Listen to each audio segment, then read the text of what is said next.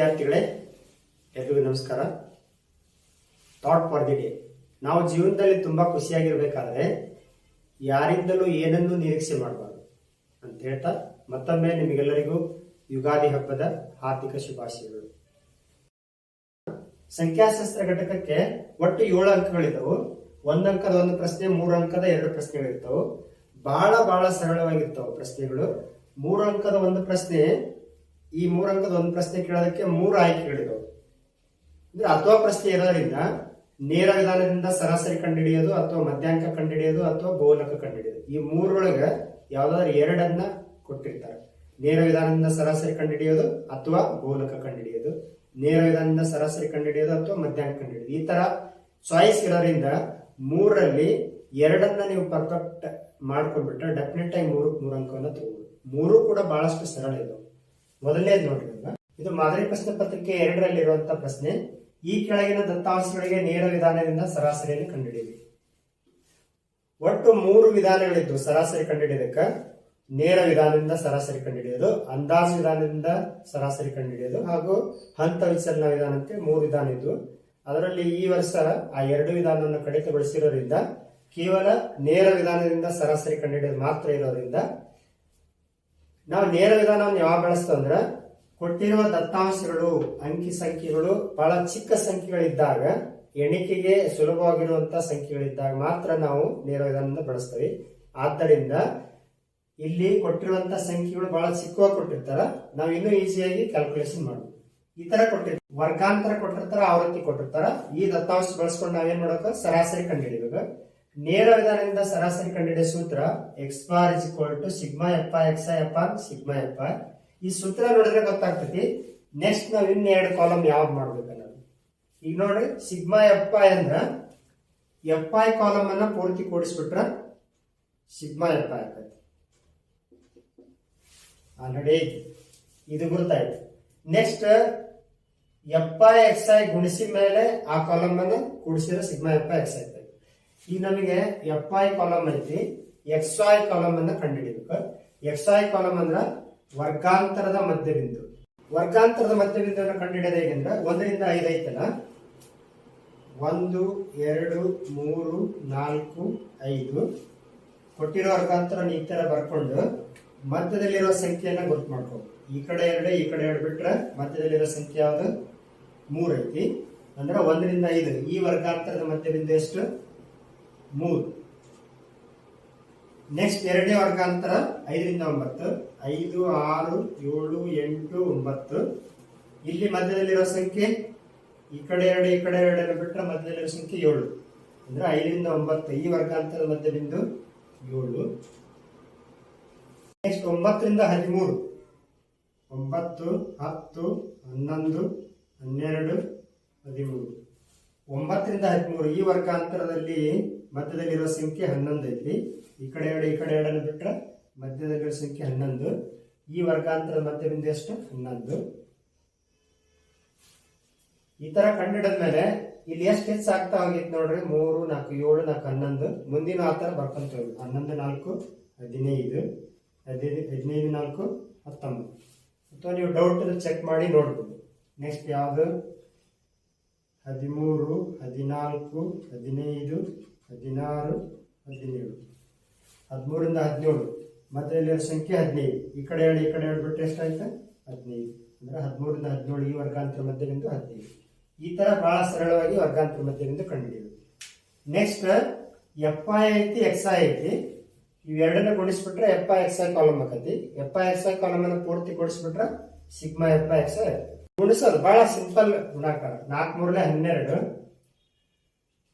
3 7 21, 5 11 55. Next 7 15 15 105.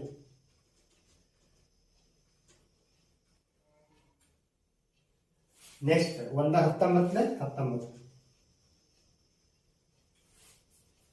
ಯಾವುದೇ calculator ಸಹಾಯ ಇಲ್ಲದೆ ನೀವು ಮೌಖಿಕವಾಗಿ ಗುಣಾಕಾರ ಮಾಡಬಹುದು. ನೆಕ್ಸ್ಟ್ ಸೂತ್ರದಾಗ ನೋಡ್ರಿ, ಸಿಗ್ಮಾ ಎಫ್ ಐ ಕಂಡುಹಿಡಿದ್ರಿ 20 ಐತಿ. Sigma F I X I ಅಂದ್ರೆ F I X I column ಅನ್ನು ಪೂರ್ತಿ ಕೂಡಿಸ್ಬೇಕು.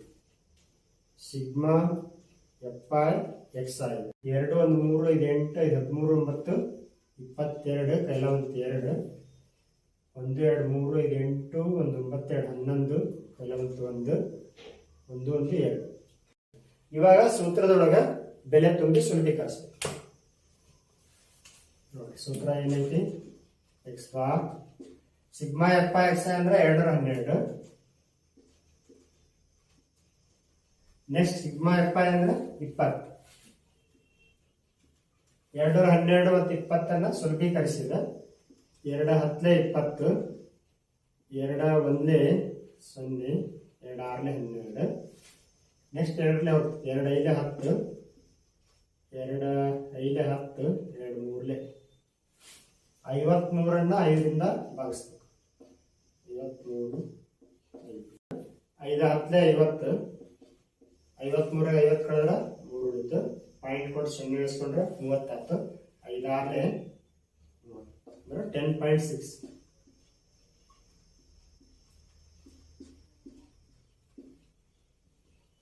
ಬಹಳ ಸರಳವಾಗಿ 3 ಅಂಕವನ್ನು ತಗೋಬಹುದು. ನೆಕ್ಸ್ಟ್ ಮೊದಲನೇ ಪ್ರಶ್ನೆಗೆ ಅಥವಾ ಪ್ರಶ್ನೆ ಇದು ಬಹುಲಕ ಕಂಡುಹಿಡಿಯುವುದು. ಈ ಕೆಳಗಿನ ದತ್ತಾಂಶಗಳಿಗೆ ಬಹುಲಕವನ್ನು ಕಂಡುಹಿಡಿಯಿರಿ. ಇಲ್ಲಿ ದತ್ತಾಂಶ ಕೊಟ್ಟ ವರ್ಗಾಂತರ ಆವೃತ್ತಿ ಇದನ್ನ ಬಳಸ್ಕೊಂಡು ನಾವು ಬಹುಲಕವನ್ನು ಕಂಡುಹಿಡಿಯುವುದು. ಬಹುಲಕ ಕಂಡುಹಿಡಿಯುವ ಸೂತ್ರವನ್ನು ನೋಡ್ರಿ. L plus bracket of f1 minus f0 upon 2 f1 minus f0 minus f2 bracket complete into X. ಈ ಸೂತ್ರದಲ್ಲಿ ಏನೇನಿದಾವೋ ಅವುಗಳನ್ನ ನಾವು ಆ ಬೆಲೆಗಳನ್ನ ಕಂಡುಹಿಡ್ಕೋಬೇಕು ಫಸ್ಟ್. ಅಂದ್ರೆ ಇಲ್ಲಿ ಎಲ್ ಐತಿ, ಎಲ್ ಬೆಲೆ ಕಂಡುಹಿಡ್ಕೋಬೇಕು. Next f0 f1 f2 next H. ಬಹುಲಕ ಕಂಡುಹಿಡಿಯೋದು ಬಹಳ ಸುಲಭ. ಯಾಕಂದ್ರೆ ಇಲ್ಲಿ ಯಾವ ಎಕ್ಸ್ಟ್ರಾ ಕಾಲಮ್ ನಾವು ಮಾಡ್ಕೊಳ್ಳೋ ಅಗತ್ಯತೆನೇ ಇಲ್ಲ. ಕೊಟ್ಟಿರೋ ಕಾಲಮ್ ಅಲ್ಲಿ ಫಸ್ಟ್ ಸ್ಟೆಪ್ ಏನಂದ್ರೆ ಆವೃತ್ತಿ ಕಾಲಮ್ ಅನ್ನ ಕಂಪ್ಲೀಟ್ ಆಗಿ ಅಬ್ಸರ್ವ್ ಮಾಡಬೇಕು. ಅಬ್ಸರ್ವ್ ಮಾಡಿ ಹೈಯೆಸ್ಟ್ ಆವೃತ್ತಿ ಯಾವ್ದು ಒಂದೈತಿ ನೋಡ್ಬೇಕು. ಯಾವ್ದು ಒಂದೈತಿ ನೋಡ್ರಿ ಹೈಯೆಸ್ಟ್ ಆವೃತ್ತಿ 15. ಹೈಯೆಸ್ಟ್ ಆವೃತ್ತಿ ಇರುವಂತ ಅಡ್ಡ ಸಾಲನ್ನ ನಾವು ಅಂಡರ್ಲೈನ್ ಮಾಡ್ಬೇಕು. ಈ ತರ ಹೈಯೆಸ್ಟ್ ಆವೃತ್ತಿ ಇರುವಂತ ಅಡ್ಡ ಸಾಲನ್ನ ಈ ತರ ಅಂಡರ್ಲೈನ್ ಮಾಡಬೇಕು, ಈ ತರ ರಬ್ ಮಾಡಬೇಕು. ನೆಕ್ಸ್ಟ್ ಇದರ ಆಧಾರದ ಮೇಲೆ ಇವನ್ನೆಲ್ಲ ಬರ್ಕೊತಾ ಹೋಗ್ಬೇಕು. ಫಸ್ಟ್ ಎಲ್ ಅಂದ್ರ ಬಹುಲಕವಿರುವ ವರ್ಗಾಂತರದ ಕೆಳಮಿತಿ ಅಂದ್ರೆ ಇದು ಆಗಿರ್ತೈತಿ. ಈ 2 ಸಂಖ್ಯೆ ಗಮನಿಸಿ ನೋಡ್ಬೇಕು. ಇವು 2 ಒಂದೇ ಸಂಖ್ಯೆ ಆಗಿದ್ರ ಇದ ಎಲ್ ಆಗಿರ್ತೈತಿ. ಒಂದ್ ವೇಳೆ ಇಲ್ಲಿ 19 ಇಲ್ಲಿ 20 ಇದ್ರ ಇದಕ್ಕೆ 0.5 ಅನ್ನ ಕೂಡಿಸ್ಬೇಕು. 19 20 ಇದ್ರೆ ಎಲ್ಲಿ ಎಷ್ಟಾಗ್ತೈತಿ 19.5 ಆಗ್ತೈತಿ. ಒಂದ್ ವೇಳೆ 14 15 ಇದ್ರ ಎಲ್ಲಿ ಎಷ್ಟಾಗೈತಿ 14.5 ಐತಿ. ಈ ತರ ಕಂಟಿನ್ಯೂ ನಂಬರ್ ಇಲ್ಲಿ 20 ಇಲ್ಲಿ 25 ಇದ್ರ ಎಲ್ ಬೆಲೆ 20 ಆಗ್ತೈತಿ. ಎಲ್ಲ 20. ನೆಕ್ಸ್ಟ್ f1 ಅಂದ್ರ ಬಹುಲಕ ಇರೋ ವರ್ಗಾಂತರದ ಆವೃತ್ತಿ ಅಂದ್ರೆ ಇದು f1 ಆಗ್ತೈತಿ. ಬಹುಲಕ ಇರೋ ವರ್ಗಾಂತರದ ಆವೃತ್ತಿ 15. ನೆಕ್ಸ್ಟ್ f0 ಅಂದ್ರ ಬಹುಲಕ ಇರೋ ವರ್ಗಾಂತರದ ಹಿಂದಿನ ವರ್ಗಾಂತರದ ಆವೃತ್ತಿ. ಬಹುಲಕ ಇರೋ ವರ್ಗಾಂತರದ ಹಿಂದಿನ ವರ್ಗಾಂತರದ ಆವೃತ್ತಿ ಅಂದ್ರೆ ಎಷ್ಟಾಯ್ತು? ಇದು f0 9. ನೆಕ್ಸ್ಟ್ f2 ಅಂದ್ರ ಬಹುಲಕ ಇರೋ ವರ್ಗಾಂತರದ ಮುಂದಿನ ವರ್ಗಾಂತರದ ಆವೃತ್ತಿ ಅಂದ್ರೆ f2. ಇದನ್ನ ಇನ್ನೂ ಸುಲಭವಾಗಿ ನೆನಪಿಡಬಹುದು. ಮಧ್ಯದಲ್ಲಿರೋದು f1 ಇದೆ ಬಹುಲಕ ಇರೋ ವರ್ಗಾಂತರದ್ದು. ಇದ್ರ ಹಿಂದ್ಗಡೆ f0 0 1 2 ಸೀರಿಯಲ್ ಆಗಿ ಈ ತರ ಕೂಡ ನೆನಪಿಡಬಹುದು. f2 ಅಂದ್ರೆ ಎಷ್ಟು 9. ಎಚ್ ಅಂದ್ರೆ ವರ್ಗಾಂತರದ ಗಾತ್ರ. ವರ್ಗಾಂತರದ ಗಾತ್ರ 0 ದಿಂದ 10 ಎಣಿಸಿದ್ರೆ 11 ಆಗ್ತದೆ. ಅಂದ್ರೆ 0 1 2 3 4 5 6 7 8 9 10 ಎಣಿಸಿದ್ರೆ ಎಷ್ಟಾಗತ್ತೆ ನೋಡ್ರಿ. 1 2 3 4 5 6 7 8 9 10 11 ಆಗ್ತೈತಿ. 1 ಮೈನಸ್ ಮಾಡ್ಬೇಕು. ಯಾಕೆ ಮೈನಸ್ ಮಾಡ್ಬೇಕಂದ್ರೆ ಇದು ಕಂಟಿನ್ಯೂ ಆಯ್ತು ನೋಡಿ. 10ಕ್ಕೆ 3 ಮತ್ತು 10ರಿಂದ ಸ್ಟಾರ್ಟ್ ಆಗುತ್ತೆ. 20ಕ್ಕೆ 3 20ರಿಂದ ಸ್ಟಾರ್ಟ್ ಆಗುತ್ತೆ. ಈ ತರ ಇದ್ದಾಗ ಎಷ್ಟದ ಅಷ್ಟು ಎಣಿಸಿ 1 ಮೈನಸ್ ಮಾಡಬೇಕು. ಒಂದ್ ವೇಳೆ 0 ರಿಂದ 4 5 ರಿಂದ 9 ಈ ತರ ಇದ್ರ 4ಕ್ಕೆ 3 5ರಿಂದ ಸ್ಟಾರ್ಟ್ ಆದ್ರ ಇವು ಎಷ್ಟದ ಅಷ್ಟು ಎಣಿಸಿ ಬರ್ಕೋಬೇಕು ವರ್ಗಾಂತರ ಗಾತ್ರ. ಇದು ಕಂಟಿನ್ಯೂ ಇರೋದ್ರಿಂದ ನಾವೇನ್ ಮಾಡ್ಬೇಕು ಎಷ್ಟದ ಎಷ್ಟು ಎಣಿಸಿ 1 ಮೈನಸ್ ಮಾಡ್ಬೇಕು. ಅಂದ್ರೆ ವರ್ಗಾಂತರ ಗಾತ್ರ 10. ಇದಿಷ್ಟು ಮಾಡಿದ್ರೆ ಎಷ್ಟು ಅಂಕ ಗೊತ್ತಾ? 1 ಅಂಕ. ಬರೀ ಇಷ್ಟು ಬೆಲೆ ಬಂದ್ರೆ 1 ಅಂಕ ಸಿಗುತ್ತೆ. ನೆಕ್ಸ್ಟ್ ಈ ಸೂತ್ರಕ್ಕೆ ಅರ್ಧ ಅಂಕ ಇರ್ತದೆ. ಇಲ್ಲಿಗೆ 1.5. ನೀನ್ ಲೆಕ್ಕ ಮಾಡಕ ಸ್ಟಾರ್ಟ್ ಮಾಡಿಲ್ಲ, ಆಲ್ರೆಡಿ ಎಷ್ಟಾಯ್ತು? 1.5 ಅಂಕ ಆಯ್ತು. ಸೂತ್ರದಲ್ಲಿ ಬೆಲೆ ತುಂಬಿದ್ರ ಅರ್ಧ ಅಂಕ, 2 ಮಾರ್ಕ್ಸ್. ಉತ್ತರ ತಪ್ಪಾದ್ರೆ ಕೇವಲ ಅರ್ಧ ಮಾರ್ಕ್ಸ್ ಮಾತ್ರ ಹೋಗ್ತದೆ. ಆದ್ದರಿಂದ ಡೆಫಿನೆಟ್ ಆಗಿ 3ಕ್ಕೆ 2.5 ಅಂಕವನ್ನು ತೆಗೆದುಕೊಳ್ಳುವಂತ ಲೆಕ್ಕ ಇದೆ. ನೋಡಿ, ಸೂತ್ರದ ಬೆಲೆ ತುಂಬಿಗೆ ಎಲ್ ಅಂದ್ರೆ 20 plus F1 15 minus F0 9 upon 2F1. F1 ಅಂದ್ರೆ 15 minus F0 9 minus F2 9 into H ಅಂದ್ರೆ 10. ನೋಡಿ, ಇಲ್ಲಿವರೆಗೆ ಮಾಡಿದ್ರೆ 2 ಅಂಕ ಸಿಗ್ತದೆ. ಸೂತ್ರದ ಬೆಲೆ ತುಂಬಿದ್ವಿ. ನೆಕ್ಸ್ಟ್ ಸುಲಭೀಕರಿಸೋದು. 20 ಪ್ಲಸ್ 15 ಮೈನಸ್ 9 ಅಂದ್ರೆ 17 9 ಕಳೆದ್ರೆ 6 ಬರ್ತೈತಿ. ಅಪಾನ್ 2 15 30. ಇವು 2 ಮೈನಸ್ ಮೈನಸ್ ಇರೋದ್ರಿಂದ ಕೂಡಿ ಸೂತ್ರ ಮೈನಸ್ ಹೊರಡಿಸ್ಬೇಕು. -9 -9 -18 ಇಂಟು 10. 20 plus 6 upon 12. ಈ 10 ಒಳಗೆ ಬರ್ಕೊಂಡ್ರೆ ನಡೀತದೆ, ಗುಣಾಕಾರ ಚಿಹ್ನೆ ಇರೋದ್ರಿಂದ. 6 ಒಂದೇ 6 12, 2 ಒಂದೇ 2 5 10. ಉಳಿದಿದ್ದೇ ನೋಡ್ರಿ 20 ಪ್ಲಸ್ ಇಲ್ಲಿ ಕ್ಯಾನ್ಸಲ್ ಆಗಿ 5 ಅಂದ್ರೆ 25.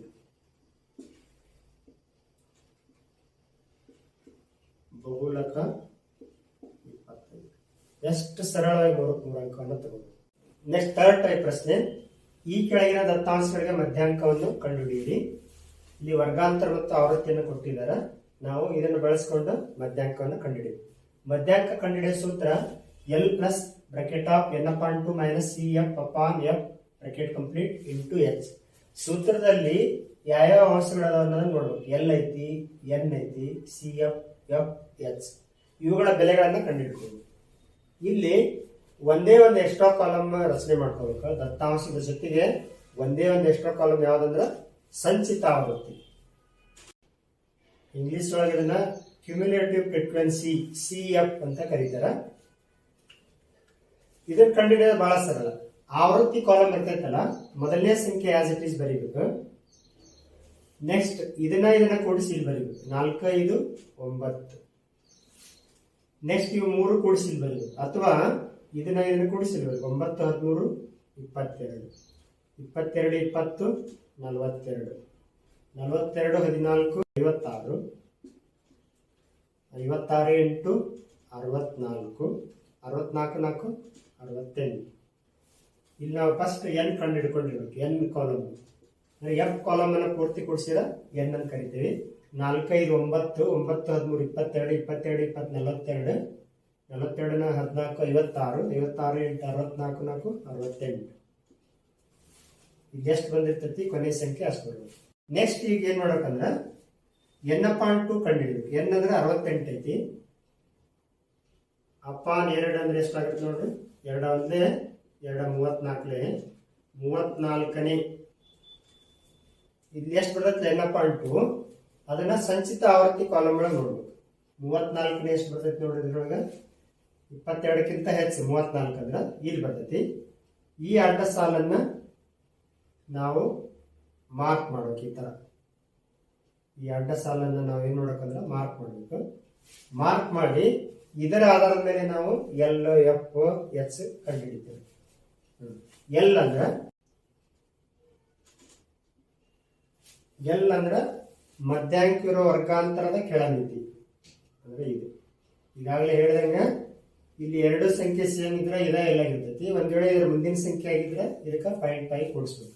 ಇಲ್ಲಿ 2 ಸೇಮ್ ಇರೋದ್ರಿಂದ ಎಷ್ಟಾಯ್ತು? ಎಲ್ಲ 125. ನೆಕ್ಸ್ಟ್ F ಅಂದ್ರ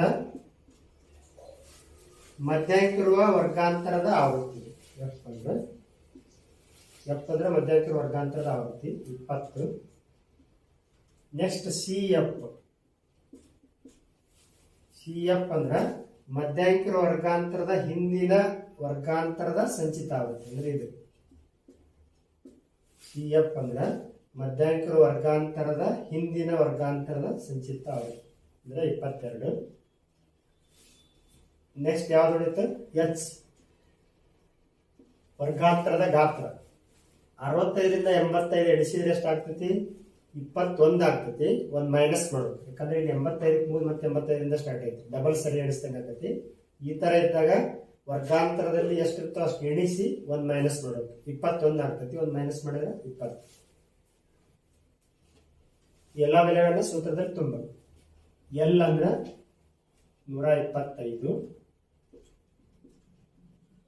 N 68 upon 2 minus C F ಅಂದ್ರೆ 22 ಅಪಾನ್ ಎಫ್ ಅಂದ್ರೆ 20 ಇಂಟು ಎಚ್ ಅಂದ್ರೆ 20. ಇದು ಕ್ಯಾನ್ಸಲ್ ಆಗ್ತದೆ. ಎರಡು ಗುಣಾಕಾರ ಚಿಹ್ನೆ ಇರೋದ್ರಿಂದ ಅಂಶ ಮತ್ತು ಛೇದಕ ಕರ್ತಾ ಹೊಡಿತೀವಿ. ಇದು 2 34 68. ಉಳಿದಿದ್ದೇನು ನೋಡಿ 125 ಪ್ಲಸ್ ಇದು 34 ಮೈನಸ್ 22. 34 22 ಕಳೆದ್ರೆ 12.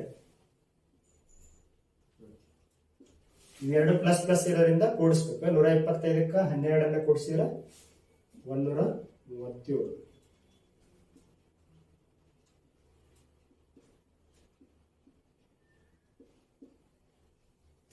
ಎಷ್ಟು ಈಸಿಯಾಗಿ ಮಧ್ಯಾಂಕವನ್ನು ಕಂಡುಹಿಡಿಯಬಹುದು.